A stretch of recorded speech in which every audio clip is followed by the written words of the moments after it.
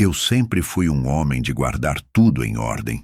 Minhas carteiras nunca foram cheias de tralhas, apenas o necessário. Identidade, carteira de motorista já gasta pelos anos, uma ou duas notas dobradas para emergências e o cartão que usei por décadas para pagar desde a padaria da esquina até a escola da minha filha.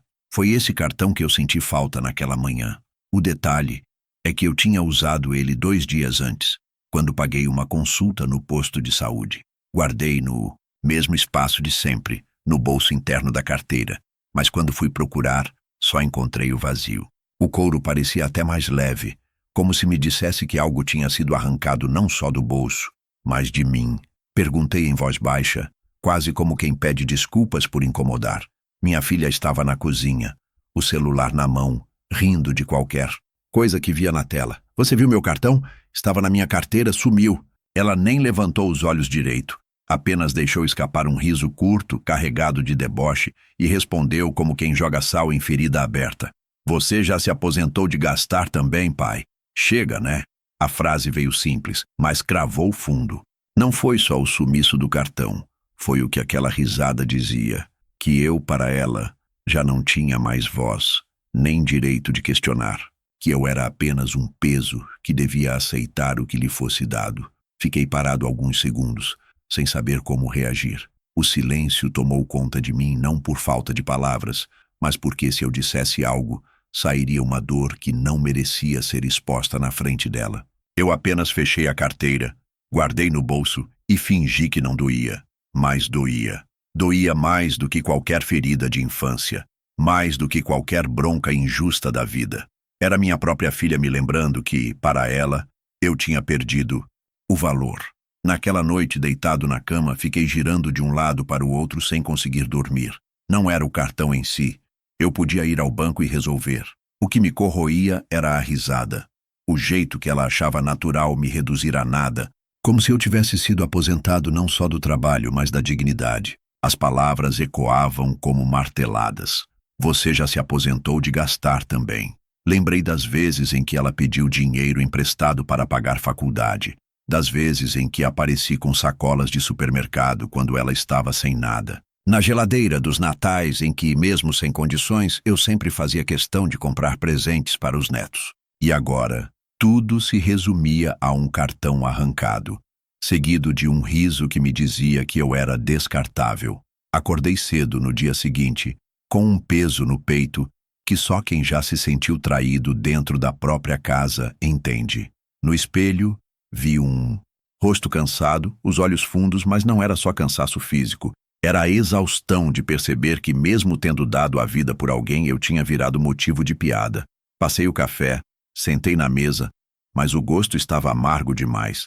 Não pelo pó, mas pela memória da risada dela. Ali, no silêncio da cozinha, eu já sabia que algo dentro de mim tinha mudado. Não era mais só questão de cartão. Era uma linha que tinha sido cruzada. E foi exatamente nesse silêncio que a ideia começou a nascer. Eu não disse nada naquela hora. Não questionei, não briguei. Apenas engoli seco e deixei ela acreditar que eu tinha aceitado. Mas dentro de mim, uma decisão já estava se formando, ainda que em estado bruto. Decidi que não seria tratado como alguém aposentado de viver. Eu ainda tinha forças, ainda tinha direitos e, principalmente, ainda tinha opções que ela nem imaginava. Enquanto ela ria no celular, sem notar meu olhar atravessando a sala, eu só pensava em uma coisa. Se ela queria me ver como um homem sem poder, ela iria descobrir cedo demais o preço de rir de quem a sustentou por toda a vida. Naquela mesma noite, quando me deitei, percebi que o corpo estava cansado, mas a mente não parava. Eu olhava para o teto escuro do quarto e a risada dela voltava como se estivesse sendo reproduzida dentro da minha cabeça. Não era só o som, era a imagem inteira. Minha filha de braços cruzados, com um sorriso frio, debochado, me dizendo que eu estava aposentado de gastar também, como se eu tivesse deixado de existir como homem, como pai, como alguém que ainda tinha direito de decidir sobre sua própria vida. Virei para um lado, depois para o outro, mas o sono não vinha. O coração batia acelerado, não de raiva, mas de um tipo de tristeza que sufoca, porque nasce de dentro de casa, do sangue que você mesmo criou. Levantei ainda na madrugada. Fui até a sala, liguei a luz fraca do abajur e abri a gaveta onde guardo meus documentos. Sempre tive esse hábito. Pastas organizadas, papéis com clipes, tudo em ordem. Talvez seja mania de quem viveu a vida inteira com medo de perder o pouco que tinha. Peguei a pasta vermelha, aquela onde guardava desde comprovantes antigos de contas de luz até extratos do banco. Sentei-me na mesa e comecei a folhear, um por um, os papéis que já nem precisariam estar ali. Mas naquela noite, cada folha parecia falar comigo. Cada linha de números contava uma história, e algumas delas eu tinha deixado passar. Foi ali que percebi os primeiros sinais que eu havia ignorado. Pequenas retiradas feitas em horários que não batiam com a minha rotina. Compras em lojas de roupas caras que eu nunca teria pisado. Transferências automáticas que apareciam como se fossem minhas, mas que não eram. Tudo em valores pequenos, que talvez ela acreditasse que eu nunca perceberia. E talvez não tivesse percebido mesmo, se não fosse pelo cartão sumido e pela risada. Eu já tinha deixado essas pistas passarem antes, porque confiava demais. Porque acreditava que minha filha nunca seria capaz de me usar. Enquanto o relógio da cozinha marcava 3 da manhã, eu ainda estava ali, rodeado de papéis, com os óculos, escorregando no nariz, sentindo como se tivesse aberto uma caixa que eu mesmo evitei por medo do que encontraria. Mas naquele momento, não havia mais como fingir. Eu vi que aquela risada não tinha sido o começo. Era apenas o ápice de uma sequência de pequenas humilhações que eu havia permitido. Cada extrato me lembrava que eu tinha ignorado quando ela pediu para usar minha senha do banco porque o aplicativo não funcionava no celular dela.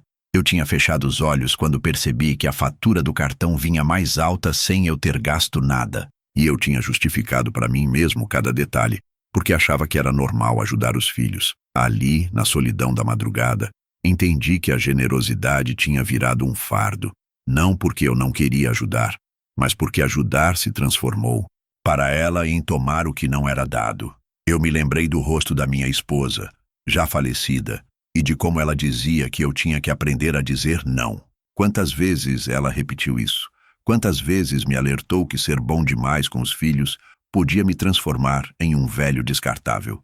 E agora, naquela mesa iluminada por um abajur fraco, eu via que ela tinha razão. Não chorei. Não consegui. Era como se a fonte das lágrimas tivesse secado. Apenas fiquei ali, com os dedos marcando a borda de cada extrato, e uma calma estranha me tomou. Era como se no meio daquela bagunça de papéis, eu tivesse encontrado uma clareza que me faltava há anos. Eu não estava mais confuso. Eu tinha certeza. Aquela risada tinha sido um recado, e eu seria burro se fingisse que não ouvi. Quando o sol começou a nascer, eu ainda estava na mesma posição, com os olhos vermelhos da vigília, mas o coração firme. A cada memória que vinha, de quando eu pagava a mensalidade da escola dela com atraso, de quando vendi o carro para garantir que ela terminasse a faculdade, de quando deixei de comprar roupas novas para mim, para que ela tivesse o vestido de formatura que queria. Tudo isso me dava a certeza de que eu não devia mais nada. Pelo contrário, o que eu tinha dado já era mais do que suficiente. Naquela manhã, ao olhar para os extratos espalhados na mesa, senti que tinha acabado de acordar de um longo sono. E pela primeira vez em muito tempo, não pensei em como agradar minha filha ou em como consertar o que ela tinha estragado. Pensei em como proteger o pouco que ainda me restava. E ali nasceu a decisão de que o silêncio seria minha arma. Eu não a enfrentaria com gritos nem com brigas. Eu enfrentaria com provas, com papéis, com a mesma calma que me fez suportar tantas outras injustiças ao longo da vida. A risada dela ainda ecoava na minha mente, mas agora já não me feria da mesma forma. Ela tinha se transformado em combustível. E eu sabia que no próximo passo eu teria que sair de casa, ir até o banco e começar a escrever uma nova história. Não para ela, mas para mim. Na manhã seguinte, depois de uma noite inteira em claro, eu já não era o mesmo homem que tinha ido dormir dias antes. O peso que eu sentia no peito havia se transformado em uma estranha lucidez. Não havia mais espaço para dúvidas, nem para ingenuidade. A risada da minha filha tinha feito o trabalho dela. Cortou como faca, mas também me acordou de um sono que eu mesmo tinha escolhido viver, o de acreditar que nada estava errado. Levantei devagar, preparei meu café preto e encarei o copo como quem encara um espelho. Não era só um café amargo, era o início de uma decisão. Terminei de beber, vesti minha velha camisa azul, aquela que uso sempre que preciso resolver algo importante, e saí sem dizer nada a ninguém. O banco ficava a 4 quadras de casa. O caminho era o mesmo que eu já conhecia há anos, mas a cada passo eu sentia que caminhava diferente. Não mais como o velho carregado pelos ventos da família, mas como alguém que tinha descoberto uma força adormecida. Quando entrei, o cheiro frio do ar-condicionado misturado ao perfume das recepcionistas me deu a sensação de que eu estava entrando em outro mundo. O único lugar onde a verdade não poderia ser escondida atrás de risadas ou desculpas. Fui recebido por um gerente jovem, gravata torta, sorriso ensaiado. Ele me reconheceu logo, já que sempre fui cliente antigo. Pedi para conversar em particular e, em minutos, estávamos numa salinha envidraçada, com cadeiras desconfortáveis e aquela mesa limpa demais que parece feita para intimidar. Coloquei minha carteira sobre a mesa e falei com calma. Queria ver todos os lançamentos recentes, detalhados, sem resumo. Ele acessou o sistema e começou a listar. Eu anotava tudo com minha caneta azul, a mesma que levo no bolso desde que me aposentei. Cada valor, cada hora, cada loja. As provas que eu precisava estavam ali, frias e objetivas. Compras em horários em que eu estava em casa, retiradas em lugares que nunca frequentei, transferências que não autorizei. O gerente me olhava de lado, talvez tentando entender se eu era um velho confuso ou se sabia exatamente o que estava fazendo. Quando terminei de anotar, guardei a caneta no bolso e disse: preciso mudar a senha, cancelar todos os cartões e bloquear acesso de terceiros. Ele tentou me oferecer aplicativos, tokens digitais, facilidades modernas. Eu neguei cada uma com firmeza. Queria tudo no papel. Queria sentir cada assinatura como um ato de libertação. Queria a burocracia, porque só ela me garantiria que nada escaparia sem o meu controle. Saí de lá com uma nova pasta de documentos, cheia de comprovantes e protocolos. Era como carregar uma arma invisível, não para atacar, mas para me defender de quem eu nunca imaginei que precisaria. O sol do meio-dia me cegava quando cruzei a rua, mas dentro de mim havia uma sombra ainda maior, a certeza de que minha filha não via problema em me roubar. De volta para casa, escondi a pasta no fundo do guarda-roupa, atrás de roupas que quase não uso. Sentei na poltrona e respirei fundo. Ninguém sabia do que eu tinha feito, e era exatamente assim que eu queria. Não adiantava confrontá-la com provas ainda. Ela riria de novo, inventaria desculpas, me chamaria de exagerado. Não, dessa vez eu ficaria em silêncio. E o silêncio não seria sinal de fraqueza, mas de preparação. Peguei a caneta azul de novo e comecei a escrever numa folha em branco, como se fosse meu próprio relatório. Listei datas, valores, pequenos episódios que antes pareciam sem importância. Foi nesse momento que percebi que o jogo já tinha virado. Não porque eu tivesse dado um golpe, mas porque pela primeira vez eu estava planejando. Eu não era mais o pai passivo que aceitava risadas e humilhações.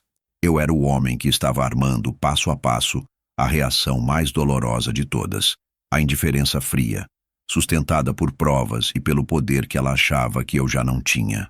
A tarde passou devagar, e em nenhum momento ela percebeu que algo havia mudado. Ria no celular, entrava e saía da cozinha, como se nada tivesse acontecido. Mas cada vez que olhava para ela, eu já não via mais apenas minha filha. Eu via alguém que havia se acostumado a me ver como um fardo, alguém que achava que nunca pagaria pelo que fazia. E foi justamente essa confiança que ela tinha em me dominar que se tornaria o alicerce da minha vingança silenciosa. Naquela noite deitei cedo, mas não para fugir do peso das horas. Deitei com a mente tranquila, porque sabia que tinha dado o primeiro passo. O cartão sumido tinha se transformado em algo muito maior, na chave que abriu a porta de uma guerra que eu não declarei, mas que estava pronto para vencer. E a minha arma era simples, mas letal. Uma caneta azul, assinaturas precisas e o silêncio que ela nunca conseguiria interpretar. A manhã seguinte não trouxe alívio. Eu acordei cedo, como sempre, o corpo acostumado com a disciplina de uma vida inteira de trabalho. Coloquei a chaleira no fogo e esperei a água ferver em silêncio. O barulho do apito preencheu a cozinha, vazia, e eu servi o café em minha caneca velha, já descascada nas bordas. Sentei-me à mesa, com os papéis que havia trazido do banco ainda espalhados à minha frente. Olhei para cada linha impressa e para minhas próprias anotações de caneta azul, e algo dentro de mim se revirou. Até aquele momento, eu tinha encarado tudo como uma vergonha. A humilhação da risada, o cartão tomado, o abuso silencioso. Mas enquanto eu tomava aquele café amargo, mais do que nunca, percebi que a vergonha já não era mais minha. Não era eu quem devia sentir o peso no peito. Não era eu quem deveria baixar a cabeça. Toda a culpa estava do outro lado. A vergonha tinha que ser dela, de quem riu da própria carne, de quem tratou o pai como um obstáculo, como um velho aposentado até de viver. A xícara estava morna nas minhas mãos quando essa clareza me atingiu. Eu não era um peso. Eu não era descartável. Eu era o homem que construiu tudo o que ela hoje se sentia no direito de usar. Eu era o alicerce da casa onde ela dormia, das paredes que a protegiam, das contas que pagavam a energia para carregar o celular no qual ela ria. Continuei bebendo em silêncio, mas a cada gole, o gosto parecia mudar. Já não era apenas café. Era decisão. Ali, naquela mesa solitária, eu tomei a maior de todas. Não aceitaria mais nenhum gesto de desprezo. Não permitiria que ela pensasse que podia rir de mim sem consequências. Eu não ergueria a voz, não faria escândalos, não buscaria confrontos. Eu faria algo muito mais forte. Eu devolveria cada palavra dela com fatos, cada riso com documentos, cada humilhação com silêncio. Enquanto mexia a colher dentro da caneca, lembrei-me das palavras da minha esposa. Tantas vezes me disse que ser bonzinho demais acabaria me custando caro. Ela dizia que quem não aprende a dizer basta, vira escravo até dos próprios filhos. Eu sempre achei exagero, mas agora, olhando para o vazio da sala, compreendi que ela tinha previsto exatamente esse momento, o dia em que minha bondade seria transformada em arma contra mim. Só que o que minha filha não sabia é que, em mim, ainda restava algo que ninguém podia tirar: dignidade. Levantei da mesa, empurrei os papéis para dentro da pasta e fechei o zíper com força. O som seco ecoou pela cozinha, como se fosse um ponto final. Era o fim da vergonha e o início de outra coisa. Uma energia fria, uma calma que me deu até medo. Eu não estava nervoso, não estava ansioso. Eu estava pronto, pronto para agir, pronto para devolver à minha filha tudo aquilo que ela tinha tentado me roubar. Não só o dinheiro, mas o direito de ser respeitado dentro da própria casa. Passei o resto do dia em silêncio, observando cada movimento dela. Ela andava pela casa como quem era dona do mundo, sem imaginar que o chão já tinha começado a se abrir debaixo dos pés. Ria, falava alto no telefone, abria a geladeira sem nunca se preocupar se eu tinha ou não comida suficiente para mim. Mas eu olhava e já não via com os mesmos olhos. Era como assistir a um filme cujo final eu já conhecia. Eu sabia que os dias dela de poder estavam contados. E o mais cruel, ela não sabia. À noite deitei e fechei os olhos. Não perdi o sono dessa vez. Dormi de forma pesada, tranquila. Era como se, ao decidir, eu tivesse retirado um peso enorme dos ombros. Pela primeira vez em muito tempo, o silêncio não me doía. O silêncio me alimentava, porque eu sabia que era ele quem iria guiar meus próximos passos. E assim, no frio daquela manhã de café amargo, eu me transformei. Deixei de ser o homem envergonhado para me tornar o homem que usaria sua própria força oculta. Não era vingança ainda. Era só o despertar de alguém que, depois de tanto tempo, finalmente lembrou quem sempre foi. Um pai, sim, mas também o dono da chave de tudo. Naquela tarde, o céu estava encoberto e o vento trazia um cheiro de chuva que nunca chegava. Era o tipo de clima que sempre me fez lembrar de que certas mudanças não fazem barulho. Elas só vão se formando devagar, até que a paisagem inteira é outra.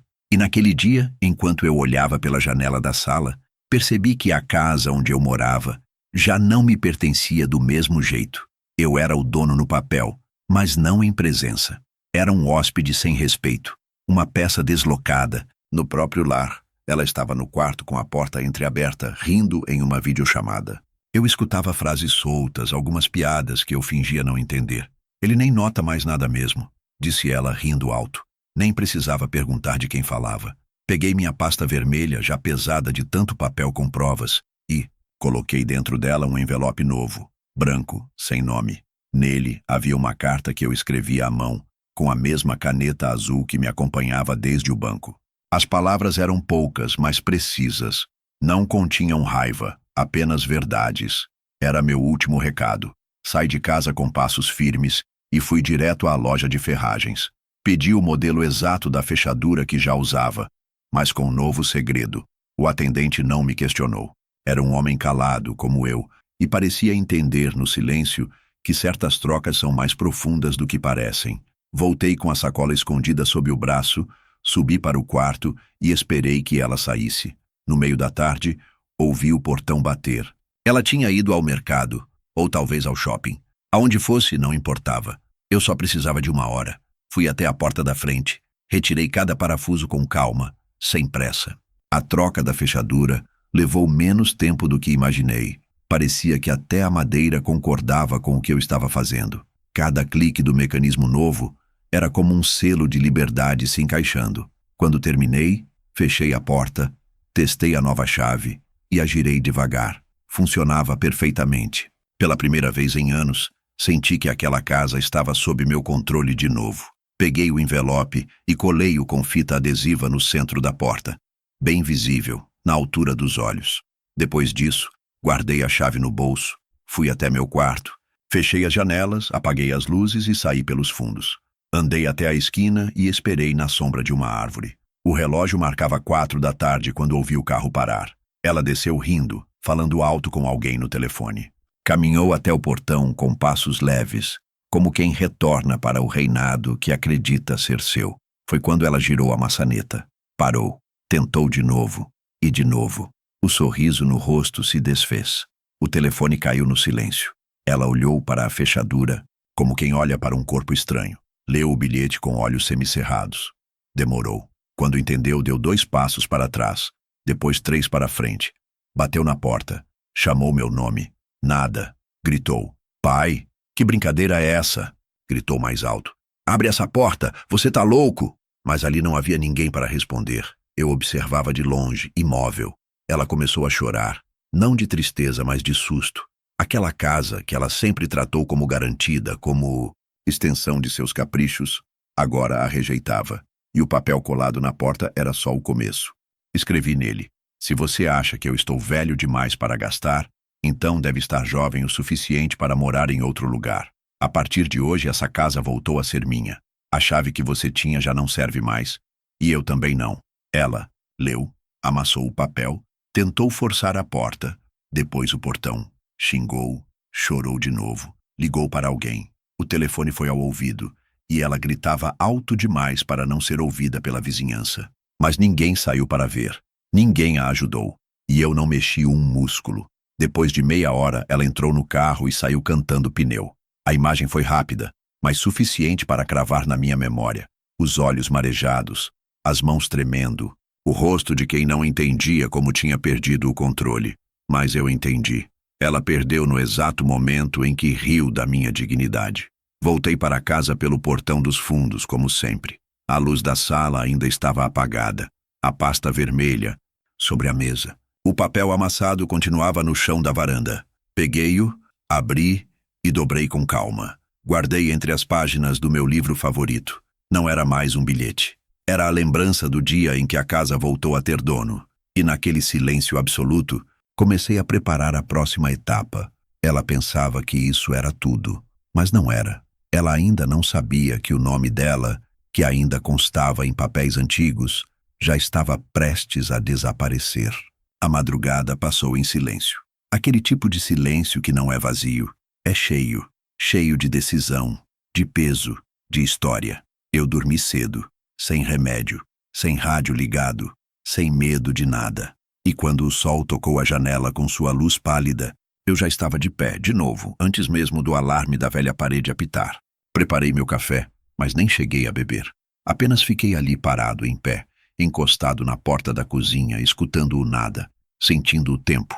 Era como se até os pássaros soubessem que aquele dia seria diferente. Ela chegou pouco antes das 7. Sempre foi madrugadora, principalmente quando tinha algo a resolver. E naquele dia, o que ela tinha em mãos não era só um problema, era um aviso. O portão bateu, o carro desligou, e em segundos ela estava de frente para a casa, do outro lado da porta. Bateu firme na madeira, primeiro com os nós dos dedos, depois com a palma da mão, e por fim, com força, o punho cerrado, como quem exigia que o mundo obedecesse. Eu não respondi. Fiquei no corredor, parado, em pé, atrás da parede, apenas escutando. Pai, abre essa porta. Que história é essa? Abre agora. O som ecoava pela casa como um trovão, mas não me atingia. Pela primeira vez, ela era quem estava do lado de fora, e eu, do lado de dentro, com as chaves, o controle, a calma. Ela forçou a maçaneta e empurrou a porta, tentou com a chave antiga. Nada. Virou-se, olhou ao redor, e foi quando seus olhos encontraram de novo o envelope colado no portão, o mesmo papel da tarde anterior, que depois de amassado e jogado ao chão, eu fiz questão de recolocar, limpo, firme, mais visível do que nunca. Ela puxou o papel com violência e começou a ler. A voz foi sumindo conforme os olhos percorriam as linhas. No início tentou manter o tom de deboche. Riu, uma risada seca de nervoso. Ah, que isso, pai? Que palhaçada é essa? Mas conforme ia lendo, o deboche se transformava em dúvida, depois em raiva, e por fim, em desespero. Você não pode fazer isso! Você não pode! O grito cortou o ar como faca. Essa casa é minha também. Eu moro aqui. A gente mora aqui. A voz dela se quebrou. Não por falta de garganta, mas por falta de chão. Pai, você tá me ouvindo? Abre essa porta agora. Sim, eu ouvia. Cada sílaba, cada choro disfarçado de fúria. Mas não respondi. Fiquei atrás da parede como quem assiste uma tempestade pela vidraça.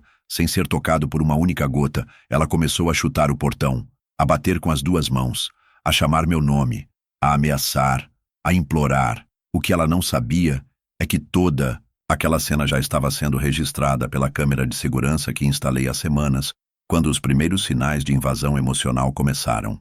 Eu sempre desconfiei que um dia ela passaria dos limites. Só não imaginava que o dia viria tão cedo. Você tá me deixando na rua, é isso? Tá mesmo fazendo isso com a própria filha? Com a própria neta? Até aquele momento ela ainda acreditava que podia usar culpa como chave. Você vai se arrepender. Eu vou ligar para todo mundo. Você vai passar vergonha. Mas vergonha eu já tinha passado.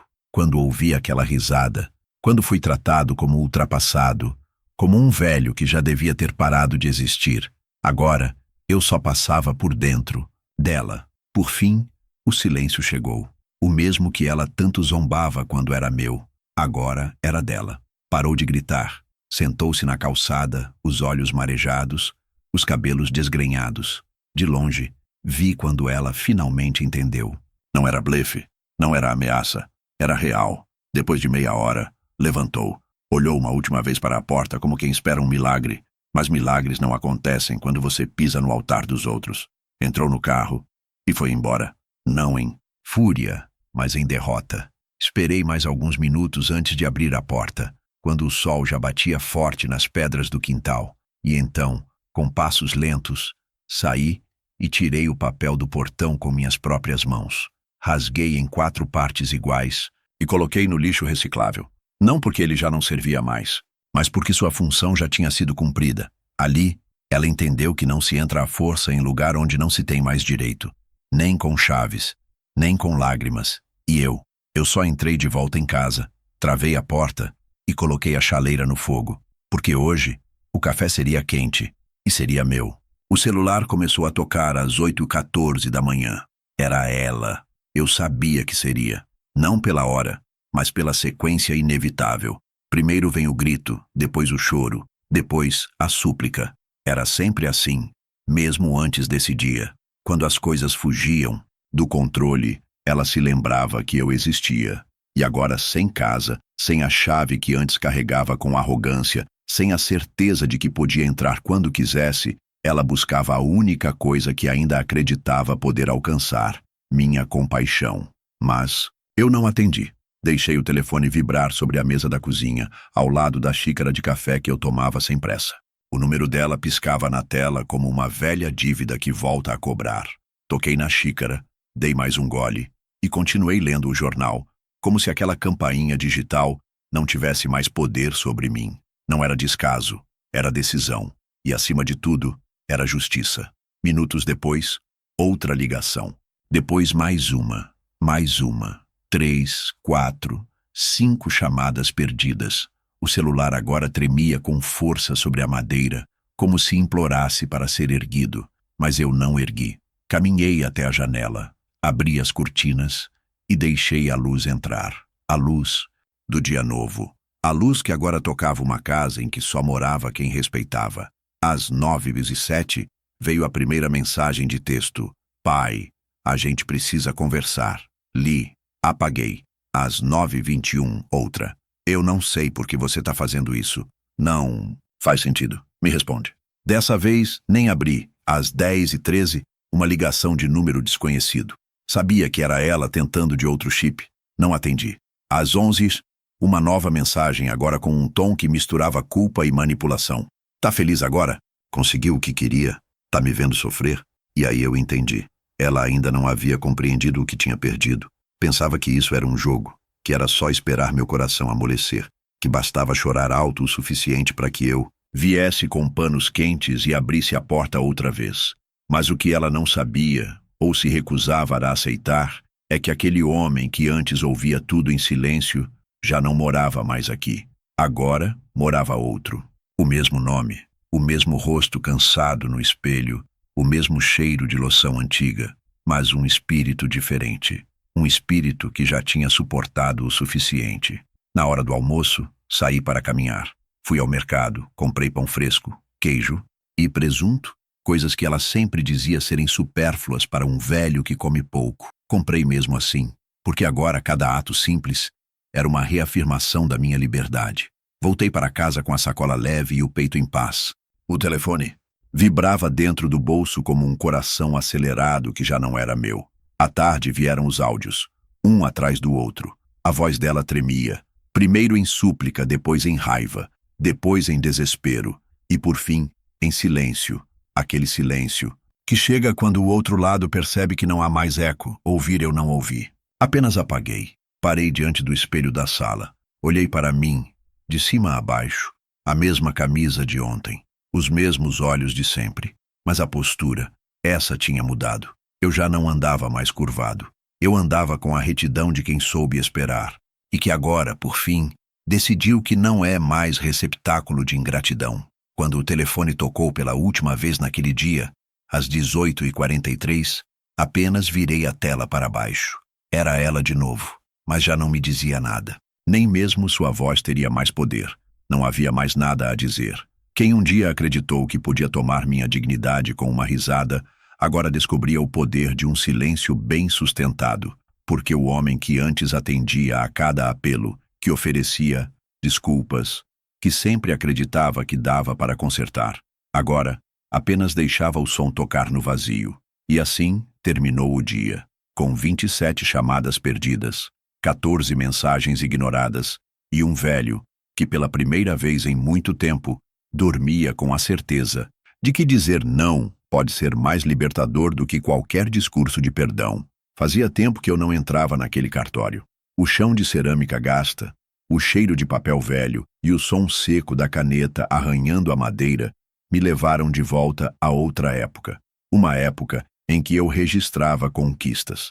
A escritura da casa, a abertura da conta conjunta com minha falecida esposa, o registro da minha filha, ainda bebê, no meu colo, chorando de olhos fechados enquanto eu assinava o nome dela pela primeira vez. Era outro tempo, um tempo em que eu acreditava que família era sinônimo de eternidade. Mas agora, naquele mesmo balcão onde antes eu carimbava amor e compromisso, eu estava ali para apagar. Apagar um nome, e não por vingança, mas por respeito a mim mesmo. O atendente, um rapaz de 30 e poucos anos, me recebeu com um sorriso profissional. Pedi para conversar com alguém da parte patrimonial, porque precisava fazer alterações no meu testamento. Ele me olhou de lado, talvez achando que era mais um velho confuso lidando com brigas familiares, mas bastou eu abrir a pasta vermelha e mostrar os documentos: títulos de propriedade, escritura, extratos, certidão de viúvo declaração de bens. Ele logo entendeu que eu sabia exatamente o que estava fazendo. Preenchi os formulários com calma. Risquei o nome da minha filha da parte de herança. Não tremi, não hesitei. Apenas escrevi as novas instruções detalhadas. Metade dos meus bens seria doada para a instituição que cuidou da minha esposa nos últimos meses de vida. A outra metade dividida entre 3 entidades sociais: uma casa de apoio a idosos, um abrigo para mulheres e um centro de alfabetização para adultos. Nenhuma linha mencionava minha filha, nem indireta nem reticência, apenas ausência. No fim, assinei meu nome com a mesma caneta azul de sempre.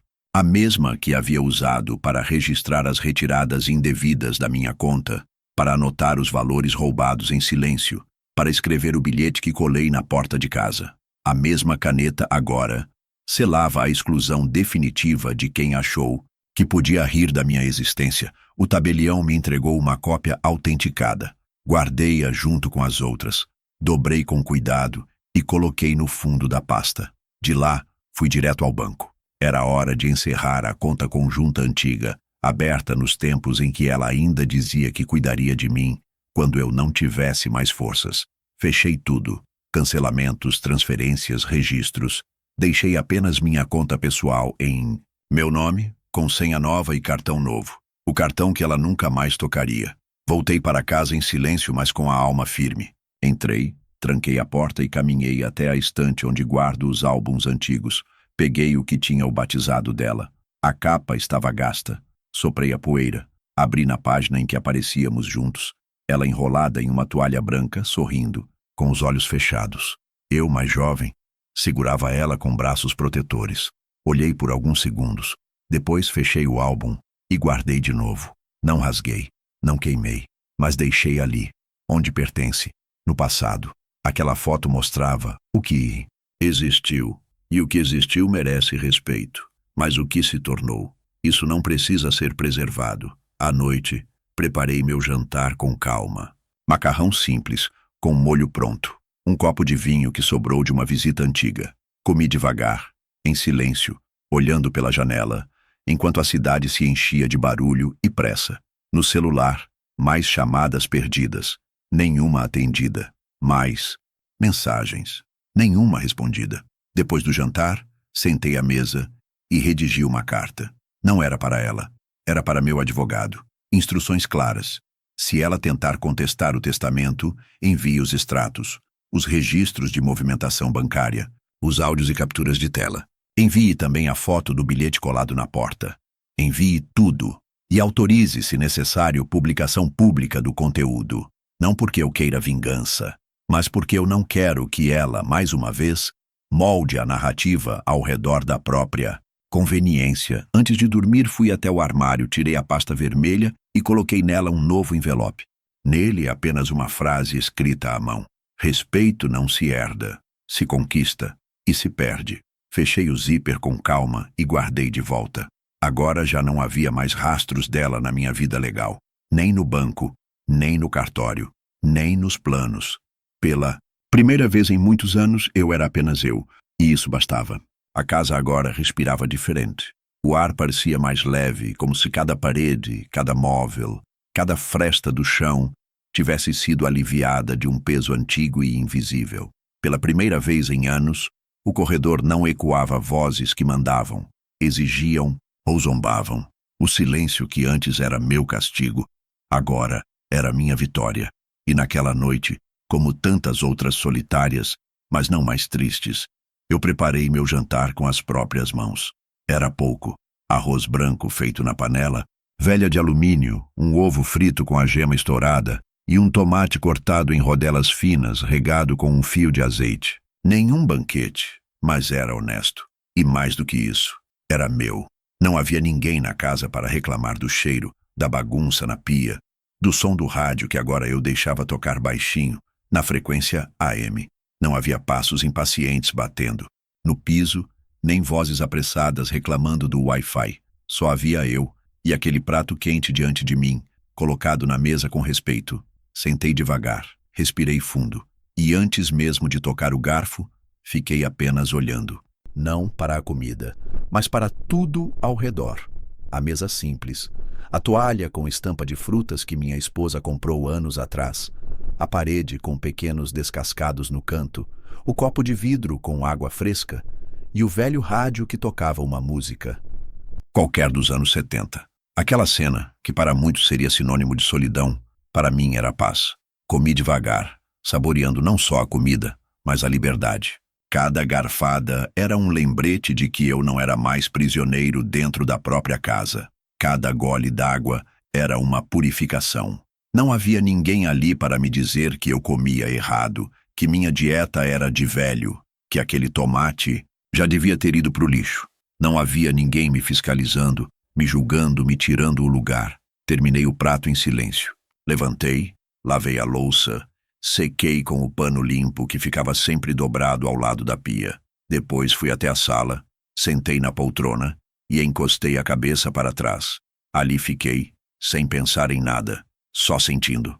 O celular, no canto da estante, vibrava de novo. 3 chamadas não atendidas, todas dela. Não me movi. Já não havia mais nada para ser dito. Quem um dia foi ouvido demais e nunca escutado, aprende que o silêncio é mais nobre do que qualquer palavra. Permaneci ali, entre o fim da noite e o início de mim mesmo, porque aquilo que eu sentia, aquela tranquilidade que se espalhava pelos cômodos não era solidão, era alívio, era o corpo finalmente aceitando que não precisava mais lutar por um lugar à mesa. A mesa já era minha, e como tudo na vida, a memória veio. Me vi ali anos atrás com minha filha pequena comendo macarrão instantâneo num domingo chuvoso, os dois sentados no chão da sala rindo de um filme velho. A lembrança me pegou desprevenido, mas não doeu, porque eu soube separar. O que foi bom, viveu. O que virou peso ficou para trás. Peguei um caderno velho e escrevi de forma simples. O jantar de hoje não teve luxo, mas teve respeito. O gosto da comida não estava só na boca, estava na alma. Fechei o caderno, fui até a varanda. A cidade dormia. Nenhum som, nenhuma buzina, nem o miado dos gatos de rua. Só o vento batendo nos galhos secos da árvore da frente. E naquele momento percebi, a vingança já tinha sido feita. Não era uma vingança barulhenta, com gritos ou portas batendo. Era a vingança mais silenciosa de todas. O reencontro com a própria paz. Voltei para dentro, tranquei a porta, guardei a chave na gaveta da cozinha, apaguei as luzes e deitei. E antes de fechar os olhos, pensei apenas uma coisa. Que sorte a minha ainda estar vivo para descobrir que viver em silêncio é infinitamente melhor do que dividir a casa com o desprezo e dormir inteiro. Na manhã seguinte, a luz entrou pela janela com a delicadeza de quem pede licença.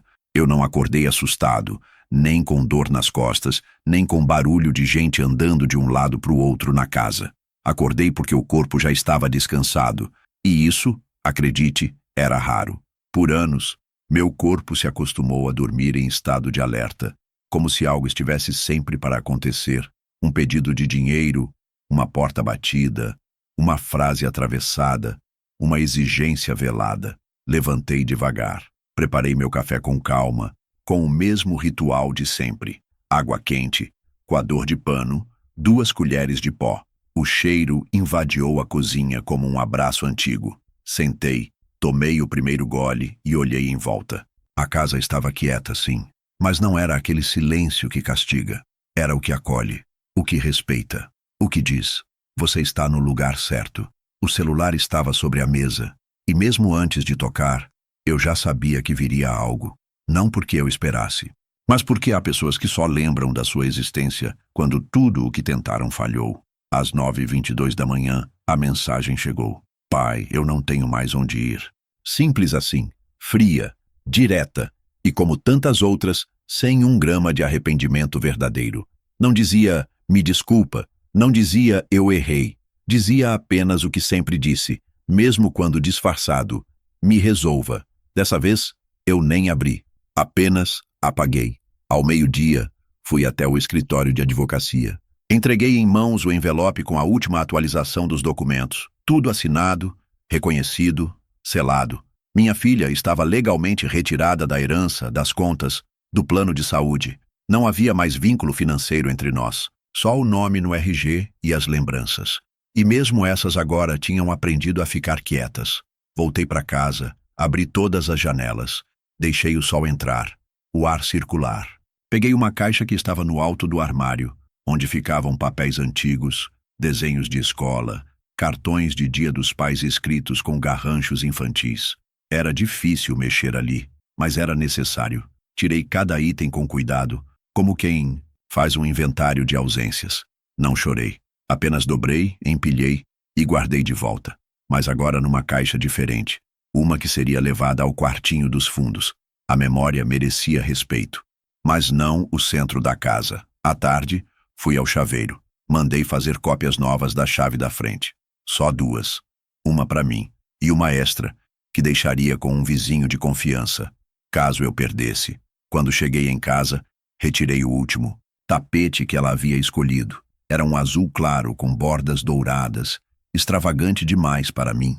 Coloquei no saco de lixo, junto com algumas almofadas e o porta-retratos da estante. Substituí por uma foto da minha esposa, aquela em que ela está sorrindo na varanda da casa da praia, segurando um livro e usando o vestido branco que ela mesma costurou. Ali, eu entendi. A casa não estava vazia.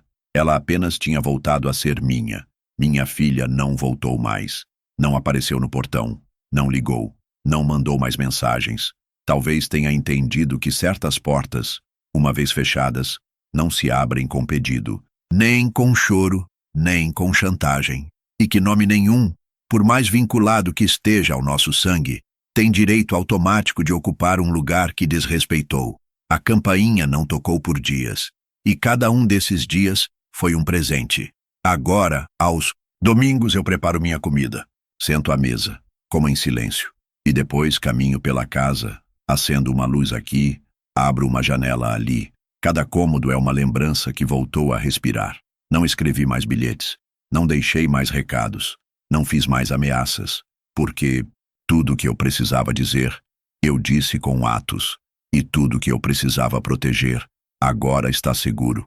E quanto ao nome dela, ainda o carrego, ainda o reconheço, mas ele não entra mais aqui, não pela porta, nem pela culpa, nem pela saudade forçada, porque eu aprendi da forma mais dura que paz é quando a gente fecha a porta e não espera que ninguém bata.